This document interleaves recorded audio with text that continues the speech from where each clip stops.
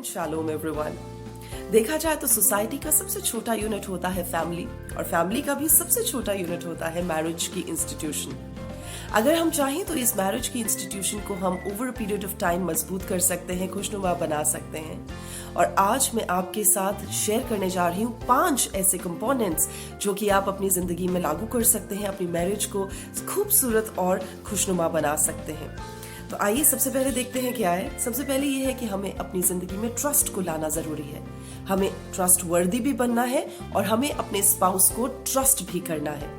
ये एक ऐसी फाउंडेशन है जिसके साथ हमारी इंस्टीट्यूशन ऑफ मैरिज और स्ट्रांग हो जाती है, स्ट्रेंथन हो जाती है, और हम एक दूसरे के साथ आगे बढ़ सकते हैं। अगर कोई हस्बैंड या वाइफ अपने स्पाउस के साथ ट्रू नहीं है, अगर ये टी को यहाँ से हटा दें तो ये सिर्फ रस्ट बच जाएगा। दैट मीन्स कि फिर अगर ट्रू नहीं है आप एक दूसरे के साथ तो सिर्फ जंग बच जाएगा और शादीशुदा जिंदगी जो है वो अच्छी नहीं लगेगी। एज अ वाइफ मैं आपको बताना चाहती हूँ कि हमें क्या करना चाहिए कि हम अपनी जिंदगी को बेहतर बना सकें, अपनी मैरिज को अच्छा बना सकें।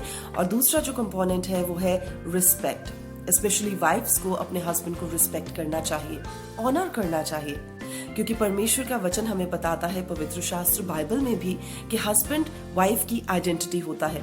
और जब हम अपने हस्बैंड को ऑनर करते हैं, रिस्पेक्ट करते हैं, तो हमें भी वो इन रिटर्न रिस्पेक्टफुल तरीके से बात करते हैं। घर का माहौल अच्छा हो जाता है और हस्बैंड समझ पाता है कि ये मेरी इज्जत करती है और मुझे इसके लिए सब चीजें मुहैया करवानी है।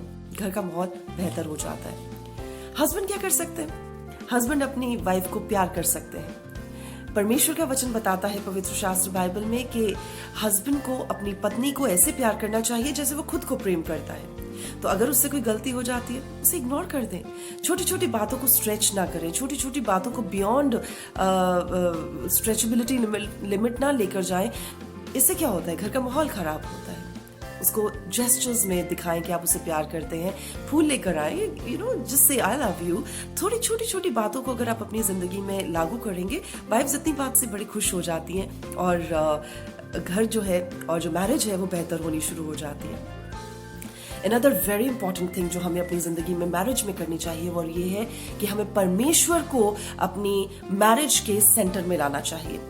तो जब सेंटर में परमेश्वर आते हैं तो जो सेंटर ऑफ ग्रेविटी है वो इधर उधर फॉल नहीं करता। जो इम्बैलेंस्ड शादियां भी होती हैं वो बैलेंस्ड हो जाती है, क्योंकि प्रभु अब बीच में है। और अब परमेश्वर का वचन भी बताता है कि जब 2 धागों को हम बांधते हैं तो उसकी हम रस्सी बनाते हैं तो वो थोड़ी सी मजबूती उसमें कम होती है, लेकिन अगर 3 के साथ बनाते हैं तो वो ज्यादा मजबूत होती है और उसे तोड़ना आसान नहीं रहता। तो अगर आप परमेश्वर को अपने रिश्ते में लेकर आते हैं, you can pray more often.